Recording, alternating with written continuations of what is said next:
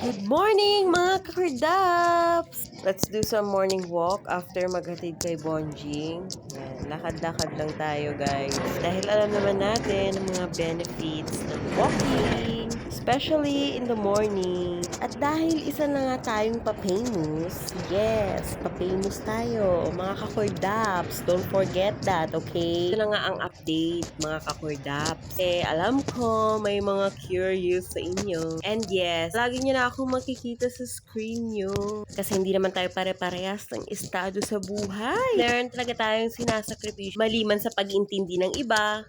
Pero, mas kilala mo ang sarili mo. And I choose to be a responsible parent. You know, may ganun. At wala talagang ibang asikaso sa aking kiddo. Especially kay Bonji. And sa kanyang stage, need ko talaga siyang tutukan. O, sa mga judgers dyan. Alam ko, marami ang magre-react ng negative.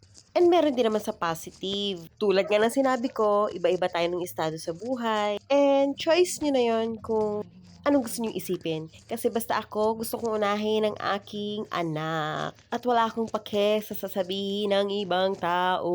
Dahil alam ko naman, nasa bansa tayo ng punong-puno ng judgmental. And it's normal. O mga kordaps, alam nyo na, ha? O hingal na ang kordapya nyo dito, kaya pabalik na ako sa bahay. Kasi hindi pa nakakainom ng energizer ang kakordapya nyo. Kaya lagi nyo na ako makakasama sa inyong screen. Malay nyo, one day, di ba? Ipapamous tayong kordapya. Kaya pasok mga Marites! Ay, bashers ba? Basta parehas lang yun. Keep on grinding lang everyday.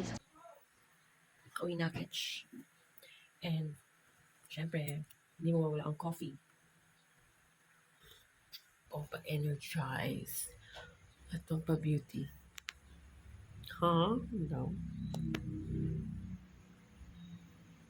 Basta black coffee,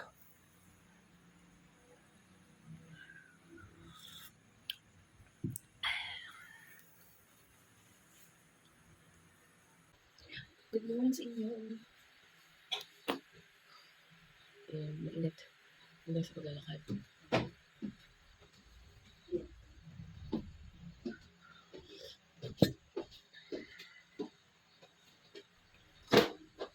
Magpa-pre-workout.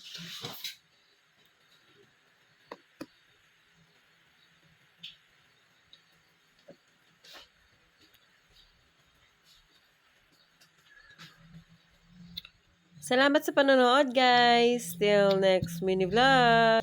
At sa mga paulit-ulit na aking routine. Di bale matututo rin tayo. We will learn more and more. Thank you for watching. Bye!